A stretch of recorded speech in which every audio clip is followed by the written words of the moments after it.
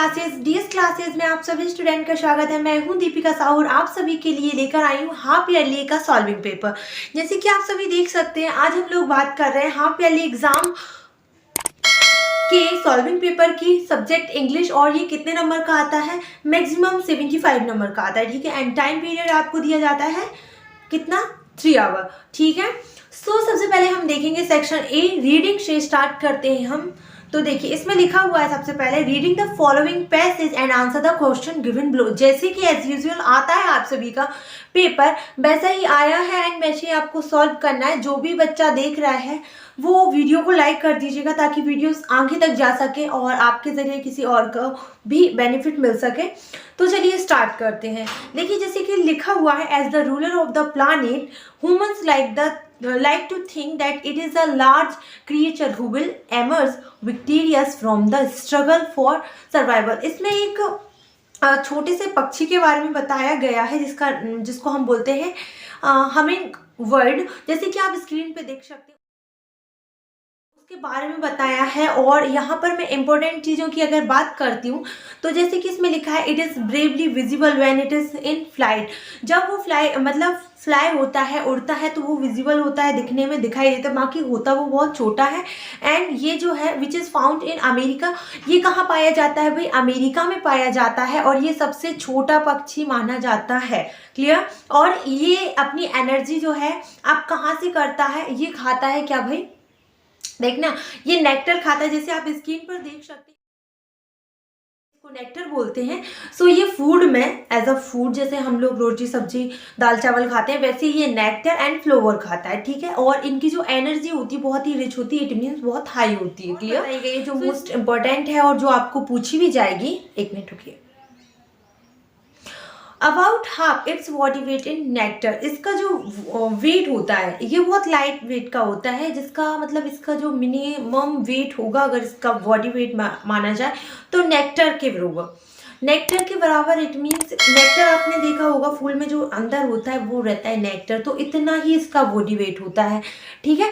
तो चलिए हम इसके थोड़े से क्वेश्चन आंसर देख लेते हैं ताकि आपको क्लियर समझ में आ जाए कि मैंने मोस्ट इंपॉर्टेंट चीज़ें क्यों ली गई है, ठीक है। और क्लास 10th की वीडियो अगर आप डेली देखना चाहते हैं और कुछ और रिलेटेड आपको वीडियोस चाहिए 10 से रिलेटेड, तो आप मुझे कमेंट सेक्शन में इन्फॉर्म कर सकते हैं एंड हमारी जो क्लास 10th की वीडियो है वो डेली पहले पहुंच सके, ठीक है। तो जैसे कि आप फर्स्ट क्वेश्चन देख रहे हैं, the word incredible in the passage means. यहाँ पर इनक्रेडिबल का मीनिंग पूछा है, तो इनक्रेडिबल मतलब क्या होता है? ऐसी चीज, अनबिलीवेबल या मैं बोलूँ अविश्वसनीय, जो अचानक से हो जाए उसको बोला जाता है अनक्रेडिबल, ठीक है।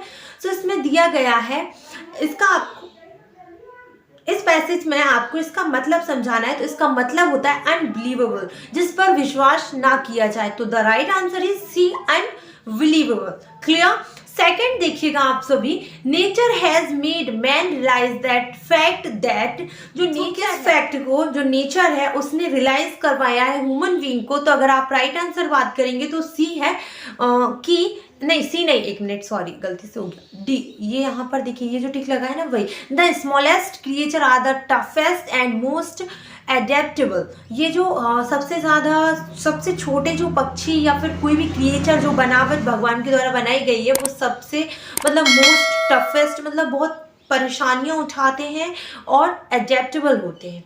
क्लियर? यहाँ पर अब अगर आप किसको देखेंगे, थर्ड क्वेश्चन को देखेंगे। एक मिनट रुकिएगा, एक ब्लैक से कर दी हूँ, है ना। द थर्ड क्वेश्चन आप देखेंगे कि the hummingbird are exclusive in the sense that, जो हमिंग बर्ड होता है उसमें एक मतलब सेंस होता है जो कि बहुत शानदार होता है। वो कौन सा सेंस है आपको बताना है। दे कंज्यूम, एक मिनट रुकिएगा, the subsist only on a nectar, the consume of their body weight every day. एक मिनट रुकिएगा, एंड देन एक और है, यहाँ देखिए आप आराम से, थर्ड हो गया है। फोर्थ देखना, their pulse rate is more than 1000 per minute. तो ये फैक्ट गलत है। आप अगर पूरा पैसेज रीड करेंगे तो आपको एक इनके बारे में, एक सेंस के बारे में पता चलेगा कि ये जो है अपने बॉडी वेट को कंज्यूम करते हैं डेली, ठीक है।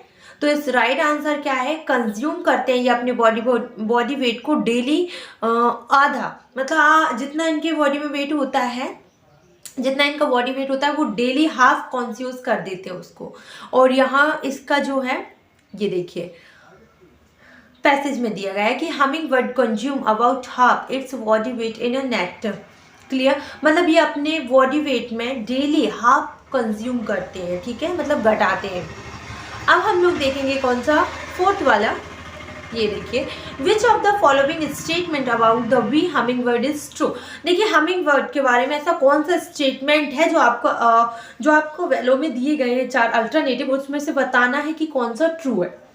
क्लियर, सो फर्स्ट दिया गया है it can not be seen with when it is in flight. तो देखिए ये फैक्ट बिल्कुल गलत है, क्योंकि मैं आपको विथ प्रूफ बताती हूँ। अगर आप पूरा पैसेज एक बारी तो रीड कर ही लीजिएगा। देखिए इसमें लिखा था, मैंने आपको बताया भी था कि it is bravely visible when it is in flight. ये विजिबल होते हैं जब ये उड़ान भरते हैं।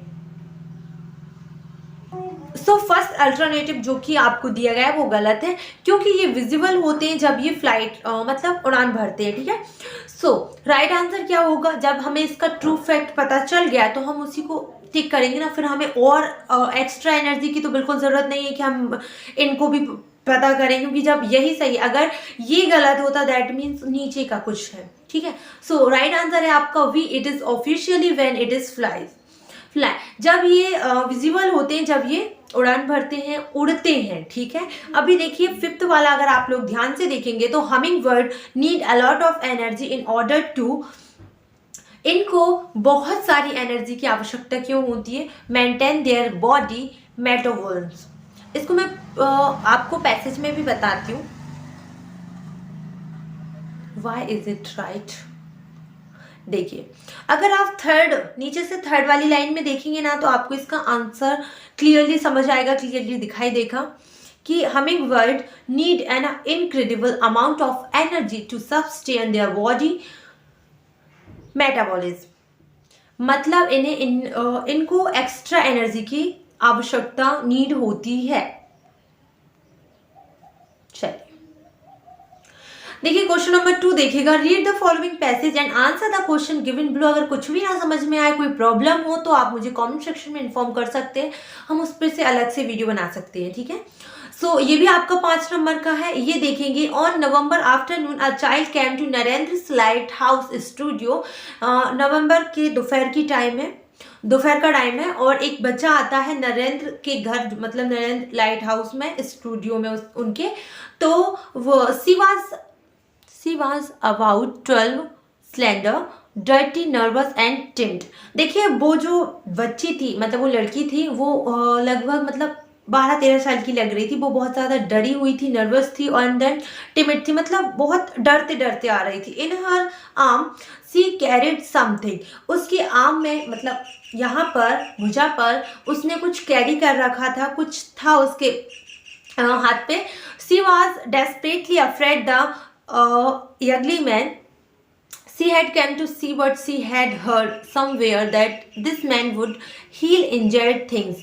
देखिए ये जो है वो बहुत ज़्यादा डरी हुई थी, बहुत ज़्यादा डरी हुई थी। वो जो अगली मैन था, मतलब बदसूरत व्यक्ति यहाँ पर नरेंद्र को बताया गया है, लेकिन बहुत ज़्यादा उस इंसान से डरी हुई थी। बट उसने कहीं से सुन रखा था, देख रखा था कि ये जो इंसान है, उसने ये सुना था कहीं से कि ये जो इंसान है वो जो इंजर्ड चीज़ें होती हैं, जो जख्मी लोग या चीज़ें होती हैं, उसको ठीक करने में सहायता करते हैं, ठीक कर देते हैं। तो the man voice was deep and kind when he spoke to हर।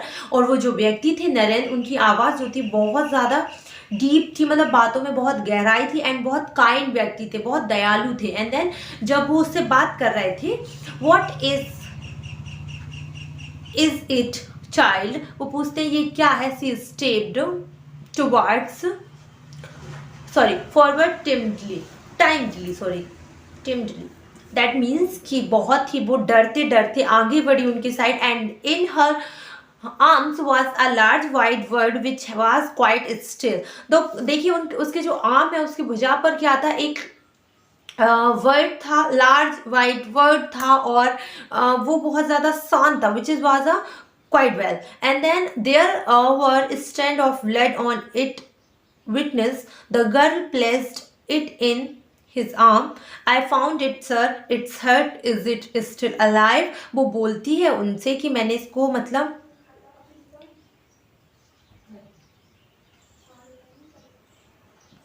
वो पक्षी जो था वाइट था और उसके ब्लड से जो है उसकी वाइटनेस पे दाग लगे हुए थे। और वो जो लड़की होती है वो उससे बोलती है सर मैंने इसको मतलब ऐसी जख्मी हालत में प्राप्त किया है, क्या ये अभी भी जिंदा हो सकता है? स्टिल अलाइव, ये जिंदा है? तो वो बोलता है yes yes I think so, मुझे भी लगता है।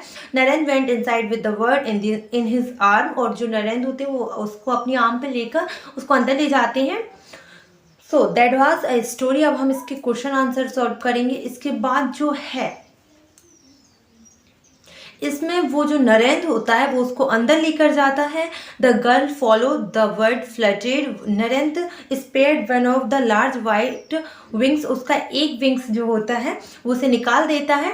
And then child where did you find it, और वो पूछते हैं आपने ये मतलब ये आपको कहाँ मिला है? इन दिस मार्च सर, वो बोलती है एक दलदल में मिला है। Hunter had been there, and शायद वो बोलती है कि जो मारने वाले होते हैं हंटर शिकारी जिनको बोलते हैं वो भी शायद वहाँ थे। In a snow goose from Canada, and what how did it get here?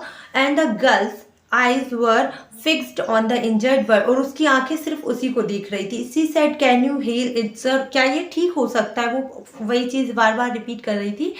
और जो नरेंद्र होता है वो बोलता है यश वी विल ट्राई, हम ट्राई करेंगे। You can help me, she had been a shot, poor thing, her leg is broken and the wing too.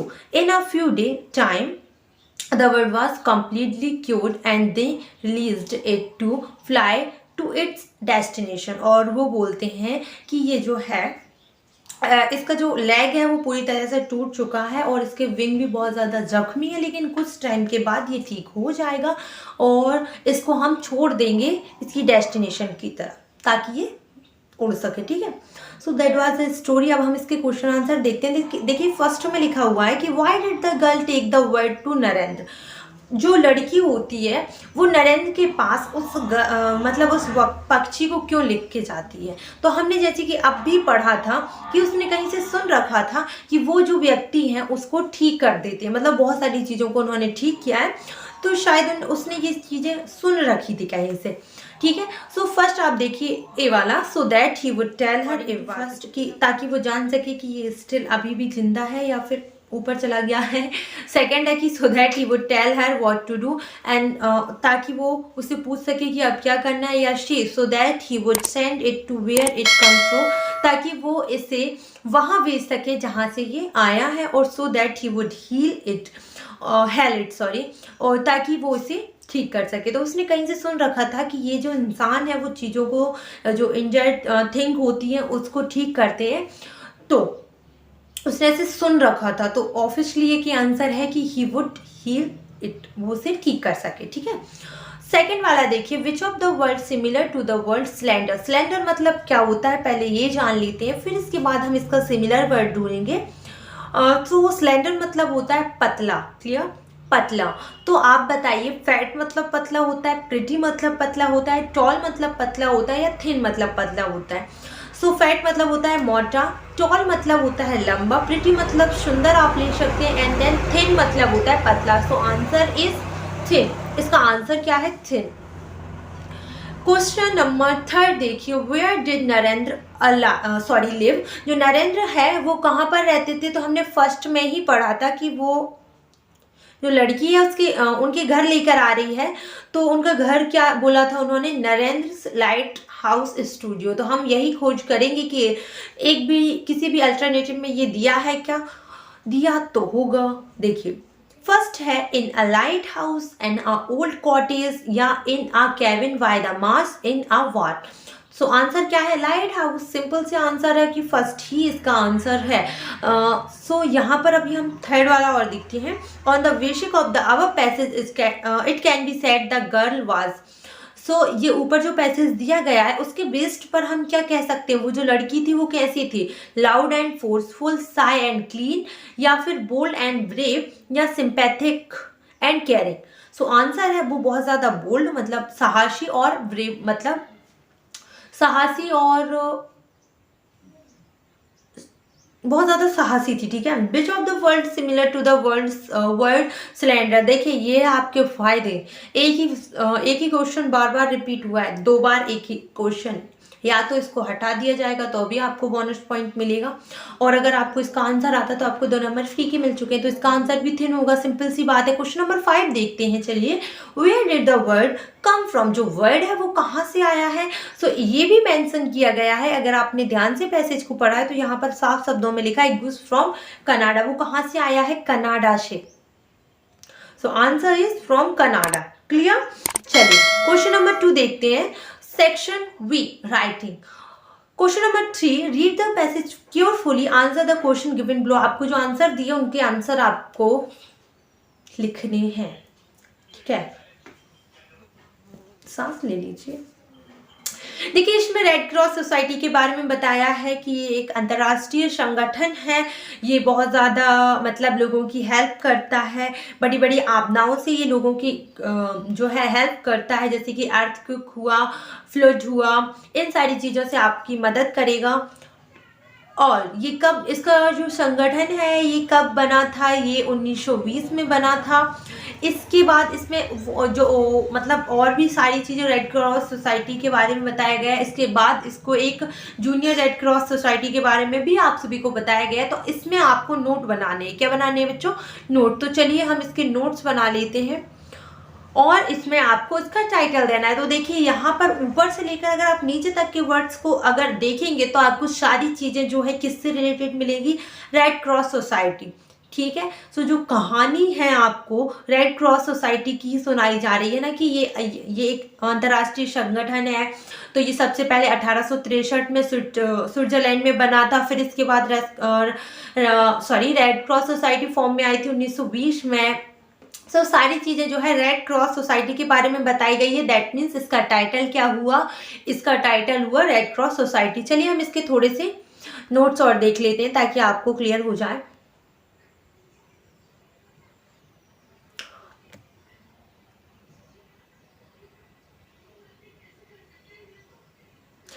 देखिए फर्स्ट नोट जैसे मैं आप सभी को बताती हूँ, जैसे आपको जैसे आपको ये पैसेज दिया गया है, आपने फर्स्ट का जो सबसे पहले फर्स्ट में उसके बारे में बताया गया है, या आपको लग रहा है कि ये इंपॉर्टेंट चीज़ है, तो वही देखिए जैसे कि कोई भी चीज़ मिलती है होमवर्क में या किसी में तो हम बोलते हैं नोट कर लो, ठीक है। सो उसे नोट किया जाता है। तो अब यहाँ पर पूरा पैसेज दिया गया है, मैंने आपको पूरी कहानी बताई और मैं बोलूँ कि आप इंपॉर्टेंट टॉपिक नोट कर लीजिए। तो सिंपल सी बात है, आप इंपॉर्टेंट चीज़ें ही नोट करेंगे।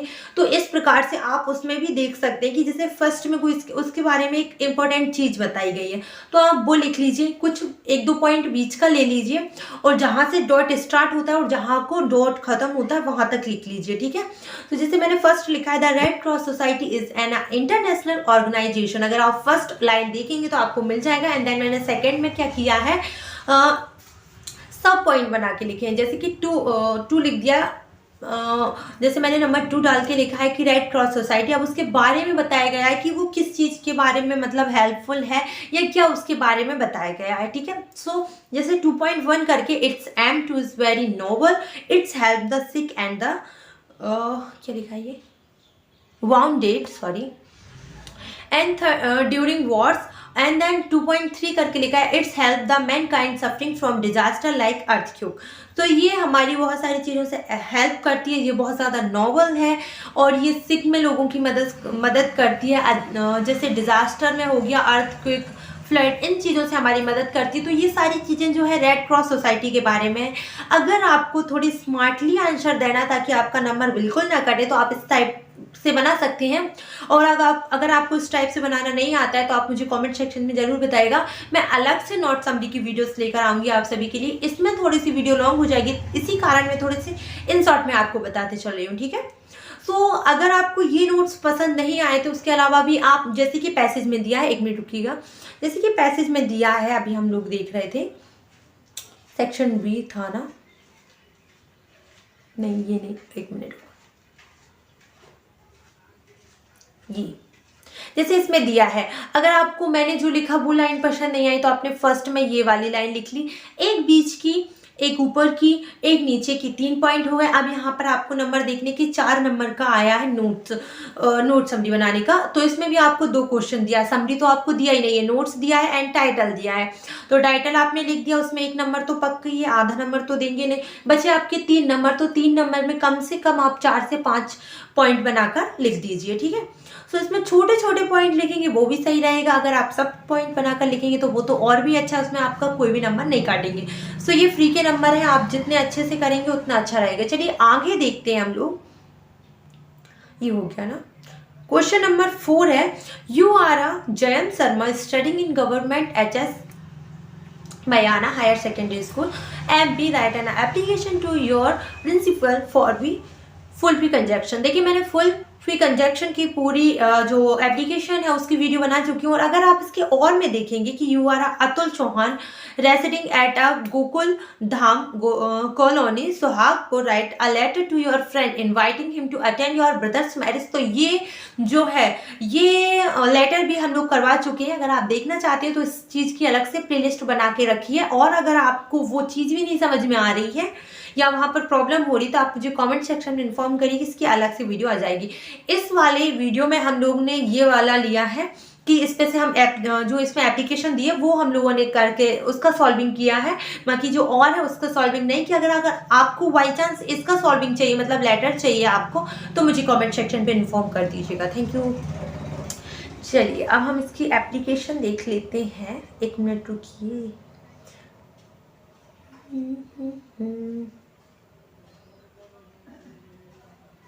इतनी सारी हो गया है लॉन्ग वीडियो, बहुत ज़्यादा लॉन्ग जाने वाली है। तो आप मेरी मेहनत के लिए एक वीडियो को लाइक तो कर ही सकते हैं, कर ही दीजिएगा।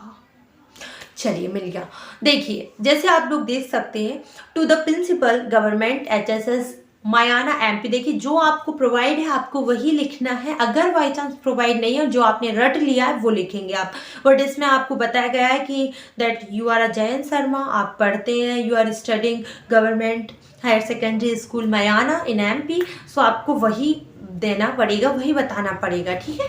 अगर आपने ऐसा नहीं किया तो आपके नंबर कट जाएंगे। Subject and application for full fee conjunction. Sir, I like to say that I am a student of class 10th of your school. I have been a good student and always first stand in your school. By chance आप नहीं भी आते हैं but फिर भी आपको बताना पड़ेगा कि आप जो है आपकी क्लास में आपके स्कूल में फर्स्ट स्टैंड पर आते हैं, ताकि वो आपकी फीस जो है प्रोवाइड करा सके। हाँ, कहाँ थे हम लोग? First stand in your school. My father is a poor farmer, he is not pay my fee, kindly grant me issue my full fee concession, thank you. वो ये जो है वो थोड़ा सा गलत हो गया था इसलिए मैंने कट किया वीडियो को, उसके लिए सॉरी। एंड देन आपको जो है ना थैंक यू, एंड देन आप लिखेंगे your obediently name Jayant Sharma. मैंने यहाँ पर XYZ पहले का लिखा हुआ है, बट अगर आप स्पेशली आपको नाम दिया जा रहा है तो आपको वो जो नाम प्रोवाइड है वही आपको मेंशन करना पड़ेगा एप्लीकेशन में, ठीक है। क्लास 10th सिंपली, बहुत सिंपल है, बहुत आराम से आप लोग कर सकते हैं, ठीक है। चलिए नेक्स्ट देखते हैं इसका कि कौन सा है। चलिए सेक्शन वी का कंप्लीट हो चुका था, अभी हम देख रहे थे क्या आगे और आगे, ये भी कंप्लीट हो गया है। आपको दिया गया है कि right a paragraph on any one of the following topic. आपको क्या करना है, ये जो दिए गए हैं इनमें से एक किसी भी एक टॉपिक पर पैराग्राफ लिखना है। क्या लिखना है? पैराग्राफ। सो मैंने जो है, वैसे तो मैंने इम्पोर्टेंस ऑफ इंग्लिश पहले करवा चुकी हूँ, इम्पोर्टेंस ऑफ ट्री भी करवा चुकी हूँ, Madhya Pradesh the heart of India ये भी हो चुका है। बाकी my favourite teacher, unemployed problem या फिर computer and mobile modern need, so ये वाले नहीं करवाए। अगर आप ये भी चाहते हैं करना सो मुझे कमेंट सेक्शन में बता दीजिएगा, उसकी वीडियो अलग से आ जाएगी। आज हम लोग बात कर लेते हैं इम्पोर्टेंस ऑफ इंग्लिश की। मैंने ये वाला टॉपिक लिया, अगर आपको ये पसंद नहीं आ रहा है तो आप उसके अलावा मध्य Pradesh the heart of India ये भी कर सकते हैं, ठीक है।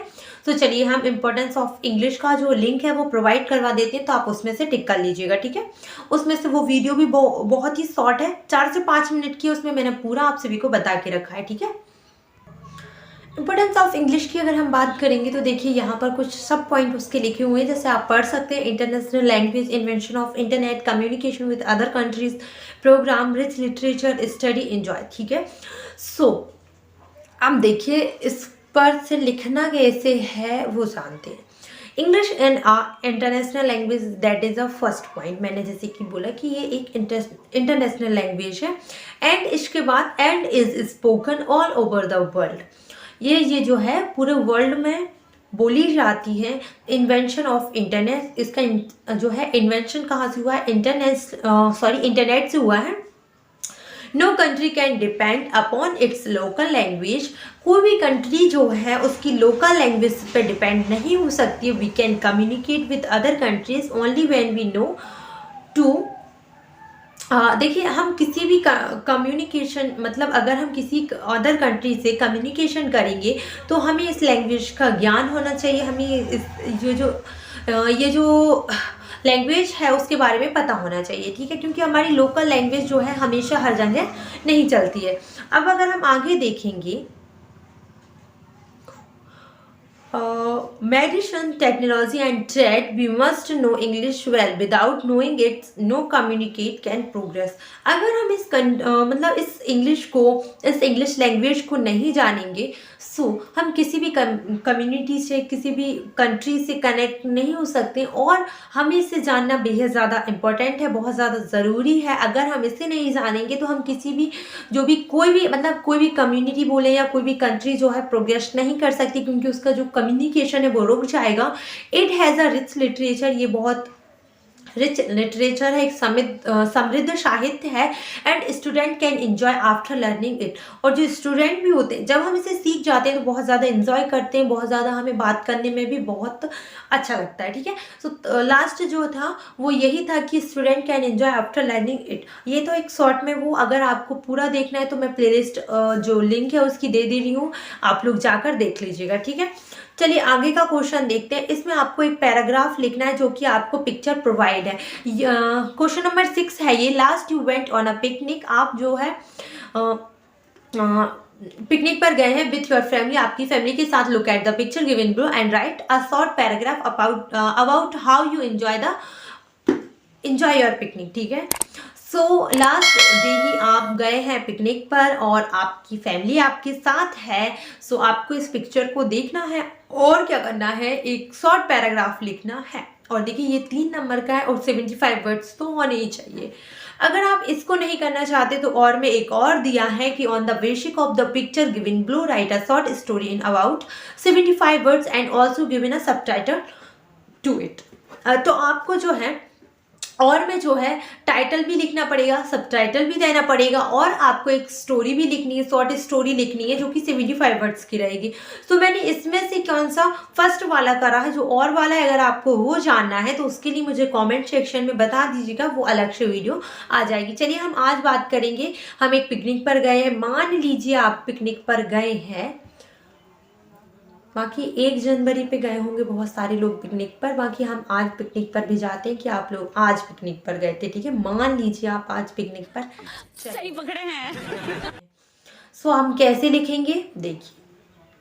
My family plan a picnic for today. मेरी जो फैमिली है उन्होंने पिकनिक का प्लान किया है। तो आप यहाँ टुडे की जगह पे यस्टरडे भी लिख सकते हैं, मतलब आप घूम कर आ चुके हैं, ठीक है। And it was me and my father and my mother, मतलब आप कौन कौन है, आपके माता पिता हैं, आप हैं, ठीक है, और आपके अंकल की फैमिली भी है आपके साथ, मतलब ज्वाइंट फैमिली बोल सकते हैं आप इसे। And we plan to visit a small hill area near a local village. और हमने कौन सा प्लान किया, कहाँ भ्रमण का प्लान किया है, जो हमारा लोकल मतलब जो हमारा विलेज है उसके थोड़ी ही दूर हिली एरिया में, ठीक है, जो कि बहुत पास है। We reached there early morning. हम वहाँ पर कब पहुँच गए थे, आप वहाँ पर सुबह ही पहुँच गए थे। भले ही आप नहीं गए बट मान लीजिए कि आप जा चुके हैं। To see there early morning to see the sun rising from behind the hills. और अर्ली मॉर्निंग में गए आप, देन आपने क्या देखा, जो सन राइजिंग मतलब सन जो है उदय हो रहा है हिल्स के पीछे, ठीक है। It was a beautiful place, वो एक बहुत ज़्यादा सुंदर जगह है। And my father had taken leave from his work. और मेरे जो पिता हैं उन्होंने जो है छुट्टी ली है उनके काम से। It was a great to see his relax, और मुझे ये देखकर बहुत अच्छा लग रहा है कि वो आज प्रॉपर रिलैक्स कर रहे हैं। आगे हम देखेंगे कि जो अंकल है ना आपके, वो बहुत अच्छा खाना बनाते हैं। वैसे ये ट्रुथ है, मेरे अंकल बहुत अच्छा खाना बनाती हैं। So my uncle is a great cook, sorry ये ग्रेट है, ठीक है, cook. He had packed home made bread and noodles for lunch. देखिए उन्होंने क्या किया है, पैक करके लाए थे होममेड ब्रेड एंड देन और क्या लेकर आए थे, नूडल्स। और लंच के लिए we kept exploring the lush green area, और हम ढूंढ रहे थे हरा भरा मतलब खेलने के लिए। And for white sorry and then played badminton. It was a really amazing day, और उन्होंने क्या किया, वहाँ पर बैडमिंटन खेला और उनके लिए वो दिन बहुत अच्छा था, अमेजिंग डे रहा। That's it. सो ये रहा आपका एक शॉर्ट पैराग्राफ। आई थिंक ये 75 वर्ड से भी ऊपर रहा है। सो आई होप आपको ये क्लियर बेस पर समझ आ गया होगा। अगर नहीं आया तो प्लीज़ मुझे कमेंट सेक्शन में इन्फॉर्म कर दीजिएगा, ताकि वीडियोस और भी आ सके, आपको प्रॉब्लम नहीं होनी चाहिए। ठीक है, सेक्शन सी देखते हैं, ग्रामर, जो कि बहुत ज़्यादा ज़रूरी होती है, 10 नंबर की होती है, लेकिन बहुत अच्छी ग्रामर आई है इस बार। देखिए फर्स्ट वाला देखते हैं, fill in the blanks any 5। आपको 5 करना है, बिल्कुल होशियारी नहीं करके 6 ही मत कर आना, क्योंकि हो सकता है आप 6 करके आ जाए बट आपको नंबर 5 ही मिलेंगे। ठीक है, सो फर्स्ट दिया है कि दे ब्लैंक टू दिल्ली येस्टरडे। वो कब गए थे दिल्ली, येस्टरडे को। तो इसमें ऑप्शन दिया गया था कि गो, वेंट, हैव गॉन। देखिए यहाँ पर बात हो रही है येस्टरडे की, इट मीन्स ये पास्ट का ही कोई टेंस है। ठीक है, सो अब इसमें दिया है क्या, गो मतलब जाना, वेंट मतलब गया, हैव गॉन मतलब जा चुका है। सो यहाँ पर आएगा क्या भाई, वेंट। ठीक है, क्वेश्चन नंबर 2 देखते हैं, there is not blank water in the pool. इसमें कोई ऑप्शन दिया है some, any and then many. ठीक है, सो इसका मतलब है कि जो पूल है उसमें बिल्कुल पानी नहीं है। ठीक है, सो देखिए सम की कंडीशन होती है कि जो वर्ड है, जो सेंटेंस है वो पॉजिटिव होना चाहिए, और एनी की कंडीशन होती है कि जो सेंटेंस है वो नेगेटिव होना चाहिए, और मैनी की क्या कंडीशन होती है भाई, कमेंट सेक्शन में बताइए सबसे पहले तो। वेटिंग। मैनी की क्या कंडीशन होती है कि जो ब्लैंक के जस्ट बाद वाला जो वर्ड है या जो थिंग आपको मेंशन की गई है वो या तो प्लूरल होना चाहिए या फिर काउंटेबल होना चाहिए। ठीक है, सो वाटर जो है वो अनकाउंटेबल होता है, दैट मीन्स मैनी नहीं आएगा, शम भी नहीं आएगा। कंडीशन किसकी है, एनी की, दैट मीन्स यहाँ पर एनी आएगा, सिंपल।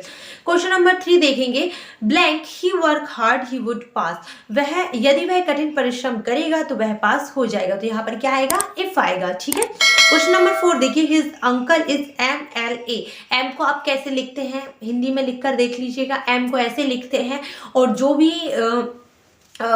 वर्ड जो है आ से लेकर आहा तक जो होते हैं वो हिंदी के वॉवेल होते हैं। अगर हिंदी के वॉवेल का उच्चारण आ रहा है तो वहां पर एन आता है। ठीक है, दैट मीन्स यहाँ पर एन आएगा। अगर आप क्वेश्चन नंबर 5 देखेंगे कि प्ले वेल एंड देन आपको दिया गया है क्या, blank you want be select.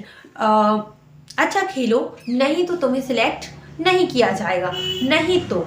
ठीक है, या तो इसका मतलब होता है और कौन सा वाला, और आर, और। ठीक है, एंड मतलब भी और होता है, लेकिन इसका मतलब दोनों साइड है वो पॉजिटिव होने चाहिए, बट इसमें एक साइड पॉजिटिव है। अच्छा खेलो, नहीं तो तुम सिलेक्ट नहीं होंगे, दैट मीन्स यहाँ पर और आएगा। क्लियर। क्वेश्चन नंबर 6 देखते हैं, they have been living here. यहाँ पर देखिए पहले तो ये टेंस पहचान लीजिए, ये टेंस कौन सा है। अगर आप नहीं जानते ये टेंस क्या होते हैं, कैसे सीखते हैं, तो टेंस बैच स्टार्ट है, जो कि आपकी वीडियो डेली आती है कितने, 8 PM को। सो उन वीडियो को देखना है। अगर आपको टेंस सीखना है तो आप 1 by 1 प्लेलिस्ट चेक कर लीजिए, आपको वहाँ पर सारे टेंस की वीडियोस मिल जाएगी। और हाँ, एक दिन जो है महा मैराथन आएगा जिसमें आपको पूरे टेंस एक ही वीडियो में मिलेंगे। ठीक है, सो वो वीडियो भी आने वाली है। जब तक पूरा टेंस का बैच स्टार्ट जो है आपका वो खत्म नहीं हो जाता है, लास्ट टेंस पर नहीं आते, जब तक नहीं आएगा देन उसके बाद वो वीडियो आ जाएगी। ठीक है, सो ये टेंस जो है आपका इसमें आपको बेसिकली समझ में आ रहा होगा कि ये कौन सा टेंस है, ठीक है। ये टेंस है आपका प्रेजेंट परफेक्ट कॉन्टिन्यूस। तो आपको इतना पता होना चाहिए कि प्रेजेंट परफेक्ट कॉन्टिन्यूस में सिंस और फॉर का यूज़ किया जाता है टाइम पीरियड को मेंशन करने के लिए, ठीक है। तो यहाँ पर दिया गया है 1999। सो आपको पता होना चाहिए कि अगर एक निश्चित टाइम पीरियड बताया जा रहा है तो वहाँ पर क्या आएगा, सिंस आता है, ठीक है। तो यहाँ पर क्या आना चाहिए, सिंस। और अभी अगर क्वेश्चन नंबर 8 देखेंगे, डू एज डायरेक्टेड एंड 5, जैसे फर्स्ट दिया गया है she did not play well, change into future indefinite tense. देखिए do as directed English grammar site की वीडियो भी डेली 6 AM को आती है। सो उसमें 1 by 1 जो है क्लास 10th की वीडियो 6 AM को ही आती है आप सभी के लिए। तो डू एज डायरेक्ट के इंग्लिश सेट पेपर मैंने 2 करवा दिए गए हैं। सो आप वो देख लीजिएगा। और मैंने जो है नेगेटिव में देखिए मोस्टली डू एज डायरेक्टेड में change into negative, change into affirmative, change into interrogative, ठीक है। और वो भी कौन सी टेंस में मोस्टली देखने को मिलता है, पास्ट इंडेफिनिट, प्रेजेंट इंडेफिनिट। तो उसकी एक अलग से वीडियो आने वाली है, अगर आप लोगों को चाहिए तो प्लीज़ मुझे कमेंट में बताइएगा, ताकि मैं और मोटिवेट होकर और बेहतर उस पर काम कर ला सकूँ, ठीक है। सो फर्स्ट जैसे लिखा हुआ है she did not play well, वह अच्छा नहीं खेली, इसको फ्यूचर इंडेफिनिट में बदलना है। तो फ्यूचर इंडेफिनिट की हेल्पिंग वर्ब क्या होती है बताइए, सेल विल। देखिए 1 मिनट, ये हो गया ना, अपन को क्या देखना है, ये देखना है। देखिए फर्स्ट दिया गया है सी विल नॉट प्ले वेल, वह अच्छा नहीं, सी विल नॉट प्ले वेल, क्योंकि जो फ्यूचर इंडेफिनिट है उसका स्ट्रक्चर सुन लीजिए, सब्जेक्ट विल प्लस अगर नेगेटिव का बात कर रहे हैं, क्योंकि वो नेगेटिव में दिया गया तो आपको नेगेटिव में ही आंसर देना पड़ेगा, ठीक है। So subject shall or will plus not, main verb की first form and then object, ठीक है। अब अगर आपको सी ही शी इट नेम और वी के साथ की बात करें तो विल आता है, और आई और वी के साथ सेल आता है। तो यहाँ पर सी दिया गया था इसीलिए यहाँ पर विल लग गया, ठीक है। चलिए क्वेश्चन नंबर 2 देखते हैं।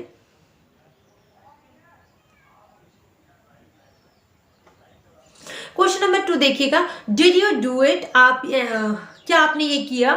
सो चेंज इनटू अफर्मेटिव, इसे आपको सिंपल में बनाना है, ठीक है।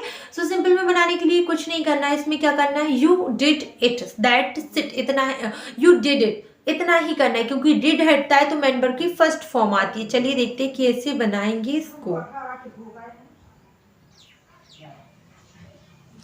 You did it, you did it, did हटा, आगे से इंटरोगेटिव में अगर अफर्मेटिव की बात करेंगे पास्ट इंडेफिनिट की, तो पास्ट इंडेफिनिट जो टेंस मैं पढ़ा चुकी हूँ वो प्लेलिस्ट देख लीजिए, आपको मिल जाएगी, टेंस बैच स्टार्ट के नाम से बनी हुई है, उसमें क्लियरली मैंने समझाया है, ठीक है।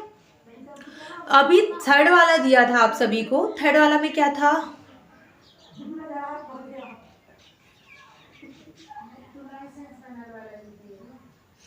देखिए थर्ड में दिया है he was ill, he did not go to school, वह बीमार है इसलिए वह स्कूल नहीं आया। अब आपको combine the sentence using because, आपको बिकॉज इसमें जो है कंजक्शन, ऐसा कंजक्शन यूज करना है। तो देखिए बिकॉज आएगा जो बीच में है, अब कहाँ कैसे करना है वो आप जानिए कैसे।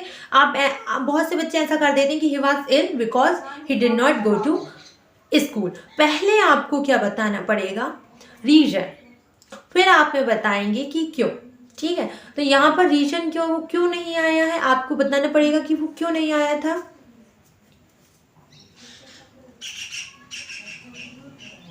वह स्कूल नहीं आया क्योंकि वह बीमार था। पहले आपने उसमें बताया कि वह स्कूल नहीं आया, फिर आपने उसका रीजन दिया। इसमें उल्टा दिया है, 1 मिनट, आंसर तो लिख लीजिए, ये है आंसर। देखिए थर्ड वाला, he did not go to school because he was ill, वह स्कूल क्यों नहीं गया क्योंकि वह बीमार था, ठीक है। पहले आपने बताया कि वो स्कूल नहीं गया, फिर आपने बताया रीजन। तो लास्ट में हमेशा रीजन लिखेगा और बीच में हमेशा बिकॉज आता है, ठीक है। अगर आप फोर्थ देखेंगे, फिफ्थ हो गया, फोर्थ देखेंगे, दे आर प्लेइंग फुटबॉल, वो क्या खेल रहे हैं, फुटबॉल। अब आपको पैसिव वॉइस में कन्वर्ट करना है, they are playing football, change into passive voice, इसे पैसिव वॉइस में कन्वर्ट करना है। तो देखिए इसे कैसे बनाएंगे।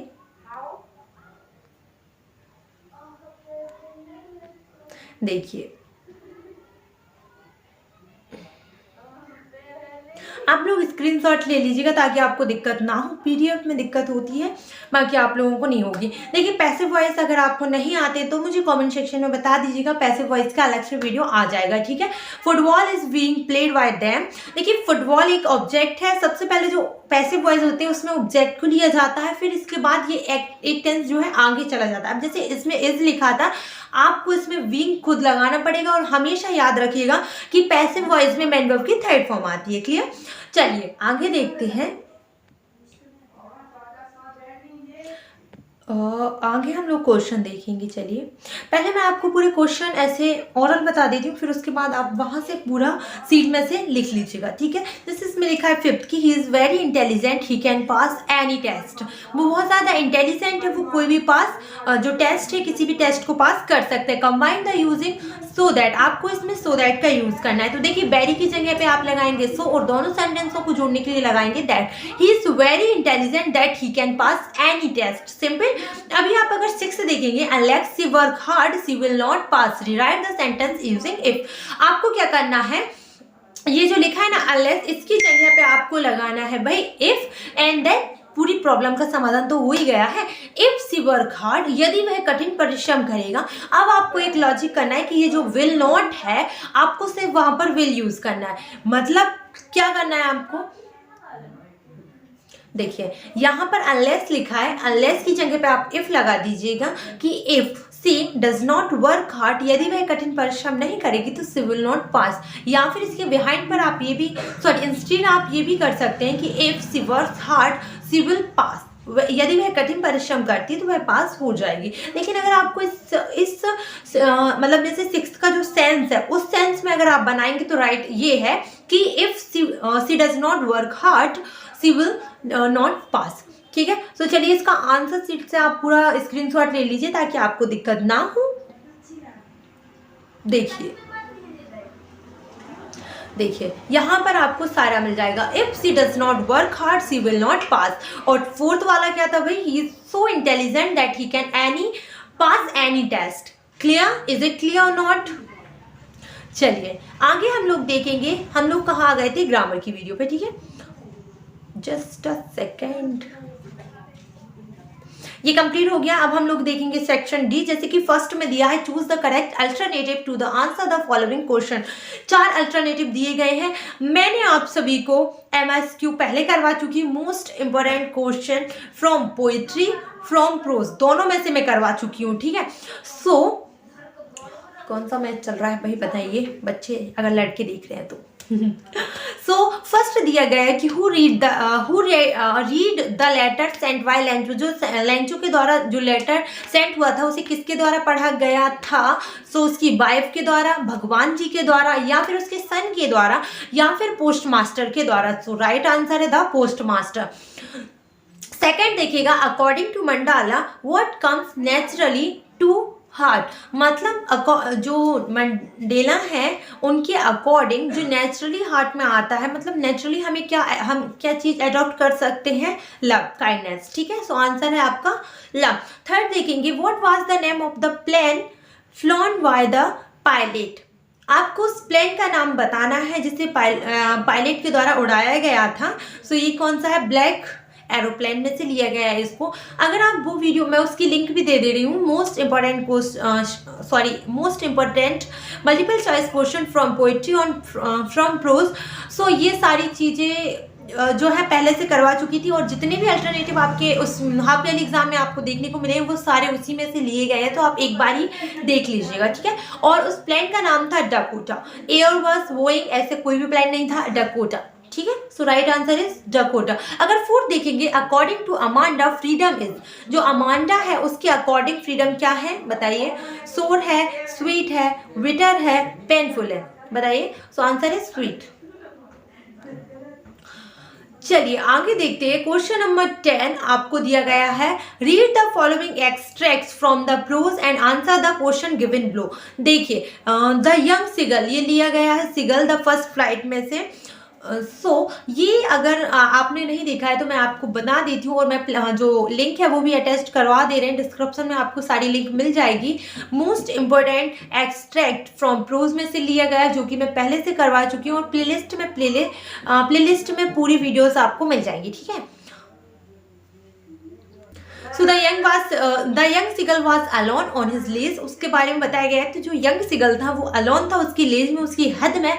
उसके दो भाई और उसकी बहन पहले से ही उड़ चुकी थी, बट उसको डर लगता था उड़ने से, और कैसे भी वो जैसे जैसे आगे की तरफ थोड़ी सा रन करता और जैसे वो उड़ने के लिए अपने पंख फैलाता था, तो वो फिर से मतलब उसे ऐसा डर लगता था कि जो मेरे पंख है, जो छोटे छोटे विंग्स हैं, वो मेरा साथ नहीं देंगे, और वो फिर से डर जाता था और पीछे की तरफ आ जाता था। So he went his head and run away back to the little hole under the ledge where he slept at night. और वो क्या करता था, अपने सर को झुकाकर अपने जो छोटा सा उसका होल था जहां पर वो रात को सोता था, वहां पर फिर से आ जाता था, ठीक है। सो इसमें कुछ क्वेश्चन है, 3 क्वेश्चन आपको दिए गए हैं कि द वर्ड्स लिटिल मीन्स, देखिए सिंपल सा मीनिंग है। लिटिल मीन्स सभी को पता है कि लिटिल मतलब क्या होता है, विंग, वाइड या स्मॉल, तो स्मॉल, ठीक है, छोटा। Where did the young sleep at night, तो जो यंग सिगल था वो कहाँ पे सोता था। अगर आप एक्सट्रैक्ट की लास्ट लाइन देखेंगे कि away back to the little hole under the ledge where he sleep at night, वह जब रात को जहाँ सोता था वहां पर आ जाता। तो यहाँ पर मेंशन किया गया है कि little hole under, clear. So answer यही है कि अंडर द लेज, ठीक है। अभी क्वेश्चन नंबर 3 देखेंगे आप लोग कि what happened when the young seagull ran to the brink of the ledge. वो क्यों अपनी लेज में फिर से रन करते हुए आ जाता था, क्योंकि ही बिकम अफ्रेड, वो बहुत ज्यादा डर जाता था, ठीक है। अभी हम बी देखेंगे।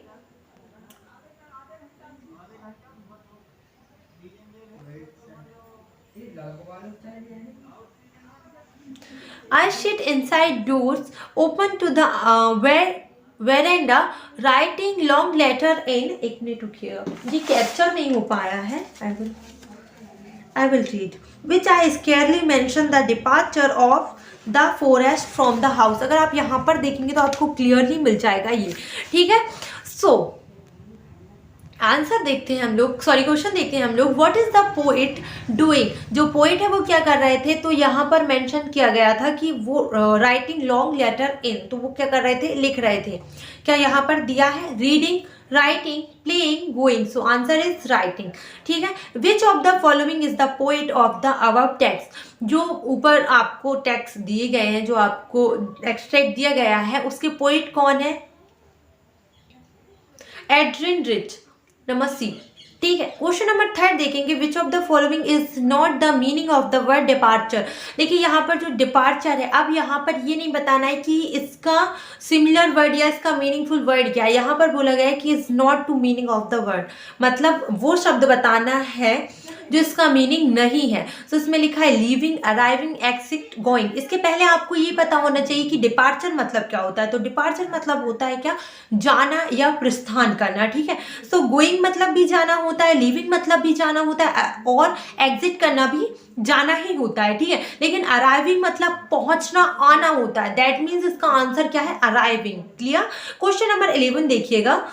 इसमें कुछ क्वेश्चन दिए गए हैं कि answer the following question in about 30 word. आपको 30 वर्ड में इसके क्वेश्चन का आंसर देना है, एनी 6, ठीक है। तो मैंने ये वाले क्वेश्चन भी आपको most important question from prose में से करवाए हुए हैं, तो आपको उसके लिए भी प्लेलिस्ट मिल जाएगी, और आप मुझे कमेंट सेक्शन में बता दीजिएगा तो मैं लिंक आपको प्रोवाइड करवा दूंगी, ठीक है।